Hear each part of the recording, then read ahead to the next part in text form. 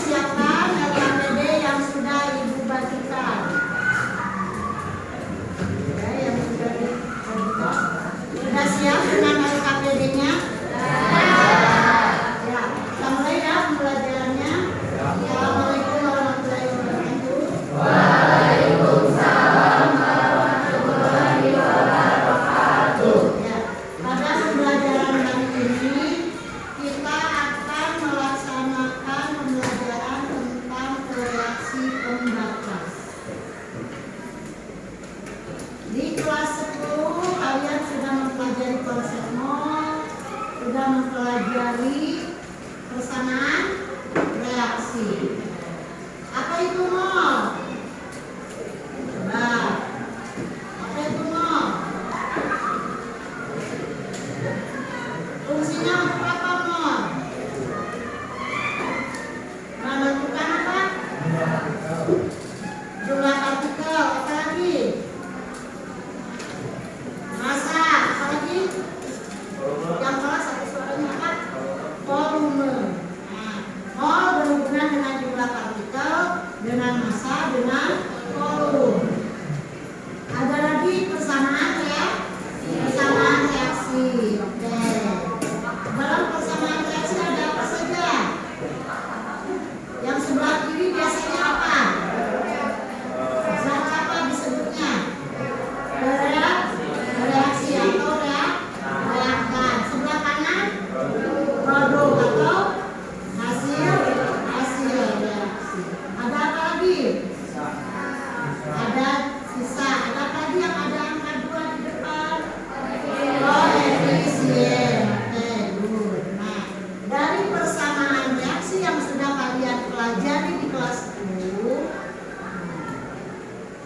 kita akan mengetahui bagaimana menentukan mol suatu zat dari persamaan reaksi. Ya. Coba kalian lihat LKPD-nya. Sudah ya, LKPD yang seperti ini. Oke, sudah ada, sudah kalian pegang. Oke, ini ya. Nah, di sini ada hasil simulasi. Nah, simulasi ini dari mana? Silakan kalian buka tab Colorado-nya di HP. Yo, ada linknya di situ. Silakan buka tab Colorado-nya. Ada yang seperti ini tab Colorado-nya. Reaktan, produk, and leftover atau bereaksi pembatas. Sudah masuk semua ke tab Colorado-nya? Ya. Oke, kita lihat ya.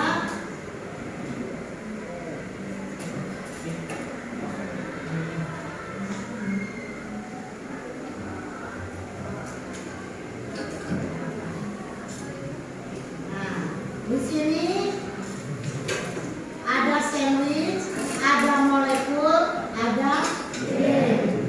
Nah, sekarang kita coba yang sandwich dulu. Nah, di sini ada 2. Apa itu? Roti. Ditambah 1 keju menjadi 1 sandwich. Nah, rumusnya atau persamaan reaksinya adalah 2 roti. Kita dalam kehidupan sehari-hari dulu ya, sebelum ke molekul biar mudah kamu memahaminya. Kalau kita mau buat sandwich, kita butuh 2 roti. Kemudian di sini rumusnya adalah butuh 1 keju. Nah, kira-kira kalian coba masukkan berapapun roti dan keju yang kalian inginkan di aplikasinya. Coba di aplikasi tab Colorado. Oke, kalian masukkan. Rotinya mau masukkan berapa?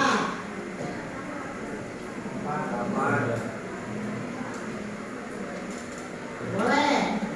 Ada yang mau masukkan berapa? 4 rotinya. Oke. Untuk menambahkan kalian tinggal tambah di sini ya. Ini ada tanda panah. Nah.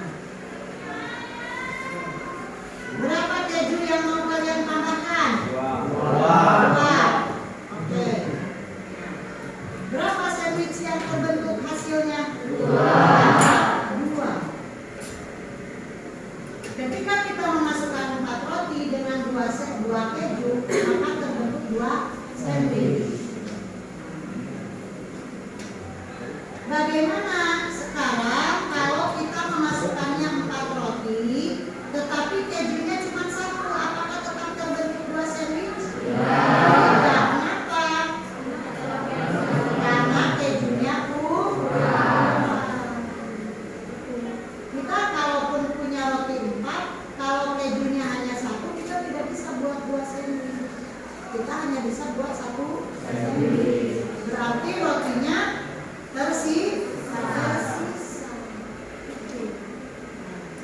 Di sini yang menjadi patokan apa? Roti atau keju? Keju yang menjadi patokan karena kejunya ada satu. Oh berarti cuma butuh berapa roti? Dua roti. Berarti dua rotinya tidak tepat. Paham ya? Oke. Sekarang kita lanjut. Sekarang kita coba ada dagingnya. Nih, dua roti.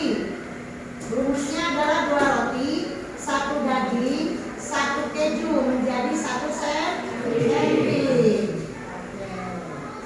Rumusnya ini. Dua roti, satu daging, satu keju menjadi satu sandwich. Nah, sekarang kita mau masukkan berapa rotinya? 4 lagi. 5. Oke. 5 atau 3? 5. Oke. Masuk berapa dagingnya? 3.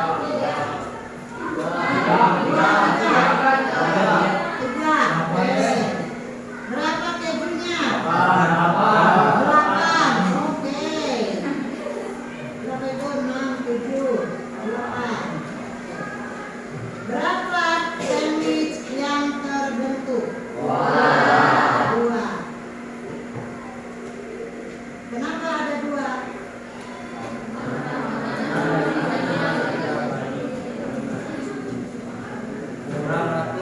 Kurang roti. Kalau roti ditambah kurang daging. Kejunya yang kebanyakan. Itu berarti kita dalam kehidupan sehari-hari juga kalau membuat sesuatu harus bisa memprediksi. Harus bisa, jangan sampai ada yang berlebih. Apalagi di laboratorium ketika kalian praktikum, jangan sampai mengambil zat seenaknya tanpa diukur berapa yang dibutuh. Itu ya. Nah, sekarang kalian perhatikan di sini ada 2 sandwich, ada 1 roti, ada 1 daging, ada 6 keju. Kira-kira kalau ditambah 1 roti bisa terbentuk nggak? Ya, 3 sandwich, dagingnya juga habis. Nah, rotinya habis, dagingnya habis. Yang tersisa adalah keju. Kalau tadi kan 5. Nah, sandwichnya 2, tersisa roti 1, daging 1. Berarti yang menjadi patokan yang mana? Roti dan daging. Yang menjadi batasannya adalah roti dan daging. Kejunya mah banyak, tapi rotinya sisa 1, dagingnya sisa 1, tidak mungkin terbuat sandwich. Kemudian sekarang kalau kita rumusnya kan ini sudah ditentukan. Sekarang rumusnya custom. Kalian tentukan sendiri rumusnya. Ayo, mau berapa rumusnya untuk membuat 1 sandwich? 3 roti. Oke.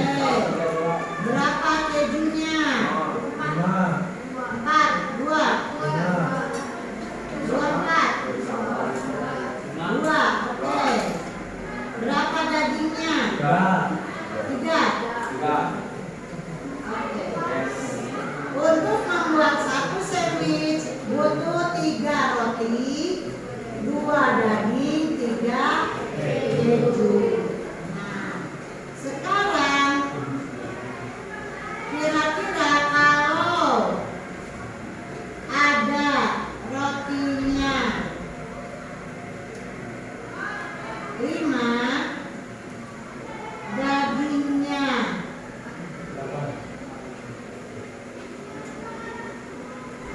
3, berapa butuh kejunya? Yo, berapa butuh kejunya?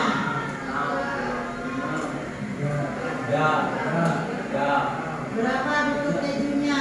Untuk membuat berapa sandwich? 1. Berapa butuh kejunya? 3.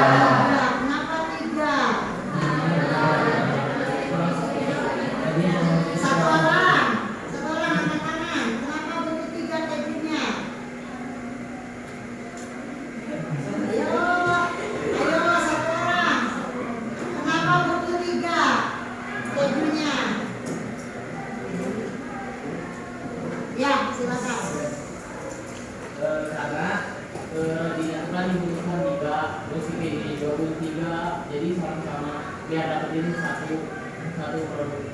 Satu produk sandwich berarti butuh 3 keju. Oke, kita tambahkan 3 keju.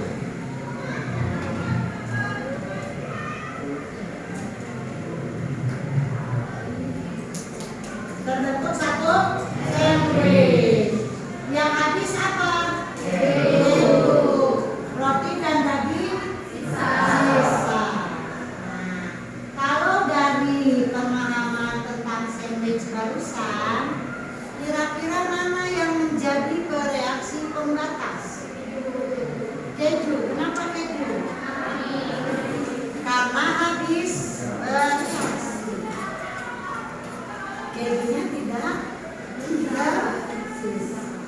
Oke. Jadi apa itu bereaksi pembatas? Nah, apa itu pengertian bereaksi pembatas? Ya.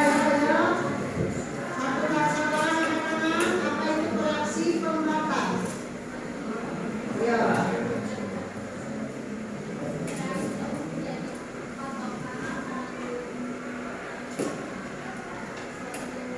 Berarti apa? Nah, bereaksi atau zat yang menjadi patokan untuk apa tadi?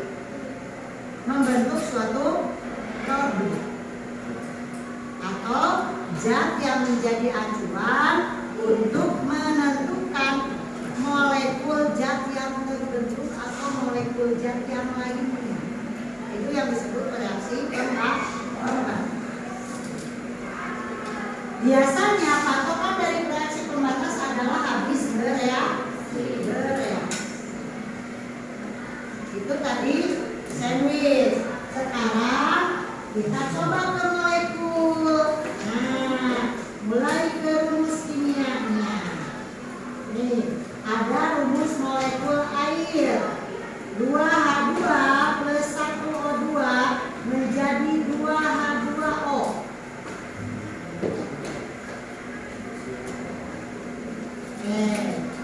Berarti berapa butuh molekul H2? 2. Oke. Kita masukkan 2 molekul H2. Berapa butuh molekul O2? 1. Oke. Terbentuk 2 molekul H2O. Sekarang apabila kita mereaksikannya, H2-nya ada 4, tapi O2-nya 1, terbentuk tidak H2O. Kalau O2-nya 1 terbentuk tidak H2O. Terbentuk berapa H2O? Berapa? H2O-nya? 2 atau 1? Nah, kita coba lihat. 2. Karena 2 molekul H2 membentuk 2 molekul H2O. Kalau keduanya 1. Kenapa bisa seperti itu? Nah, kenapa bisa seperti ini? Ketika kita 2H2 plus O2 menjadi 2H2O. Oksigen di H2O hanya butuh 1. Di O2 ada berapa? 2. 2 apa ini? 2 atom. 2 atom oksigen di H2O ada, dia butuh 1 atom oksigen. Nah, makanya ketika 1 molekul O2 maka tetap terbentuknya 2 molekul H2O. Bagaimana kalau O2-nya sekarang ada 2? Berapa terbentuk H2O-nya? 4. Begitu. Paham ya? Oke. Nah, sekarang bagaimana kalau ada 3 O2-nya? Terbentuknya berapa?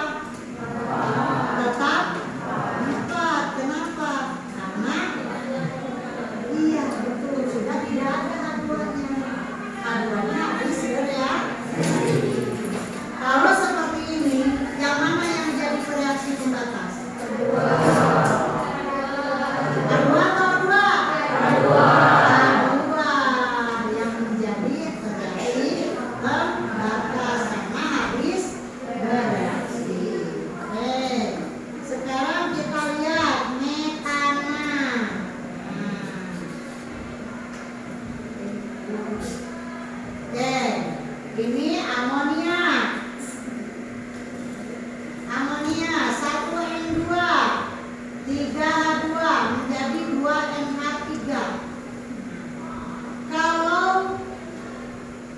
Kalau kita butuh terbentuknya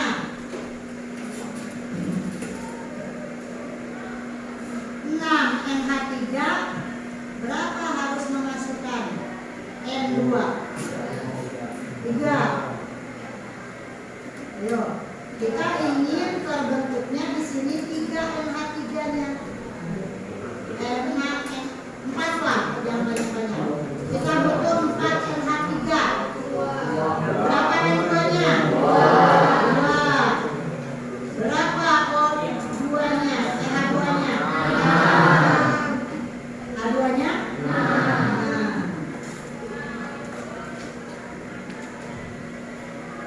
Oke.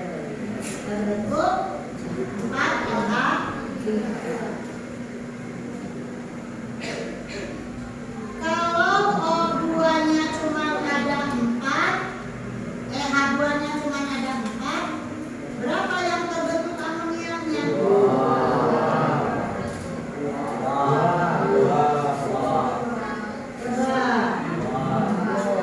Kalau kita cuma punya 4, berapa tadi? 2 amoniaknya. Nah, nitrogennya N2-nya sisa, H2-nya juga sisa.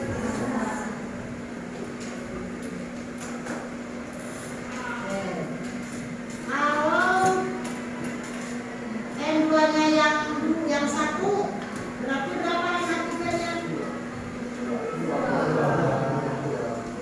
2 NH3. Kalau seperti ini, yang reaksi pembatasnya H2 adalah yang tersisa. Oke, kita lanjut sekarang ke metana, pembakaran metana. Nah, CH4 plus 2O2 menjadi CO2 plus 2H2O. Nah, itu rumus molekulnya, rumus persamaan reaksinya. Kalau kita punya 2CH4, oke,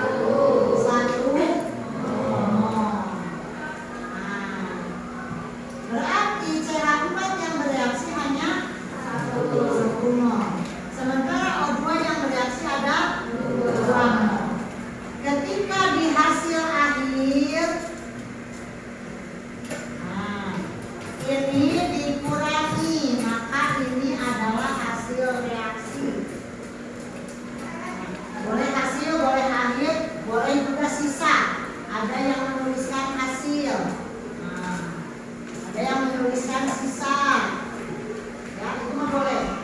Tidak dituntut, tidak ditentukan. Boleh terakhir, boleh hasil, boleh sisa. Nah, sama saja. Ya. Oke. Berapa CH4 yang tersisa? Oke, 1.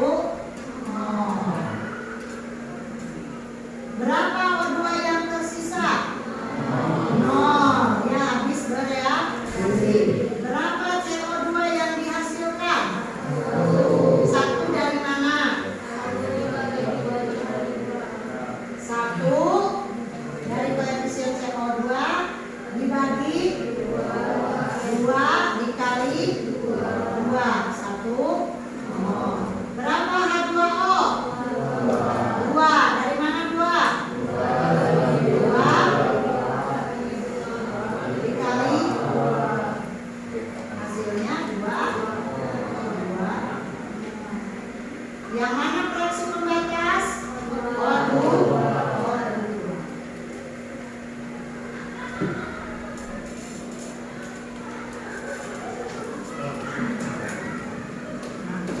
Itu cara menentukan reaksi paham? Ada yang mau ditanyakan? Ya, bisa dimengerti? Oke. Ada yang mau ditanyakan? Tidak. Oke, berarti materi reaksi pembatas Ibu anggap selesai. Kita coba ambil kesimpulannya. Apa itu yang bisa kita simpulkan dari pembelajaran hari ini? Ayo. Ayo.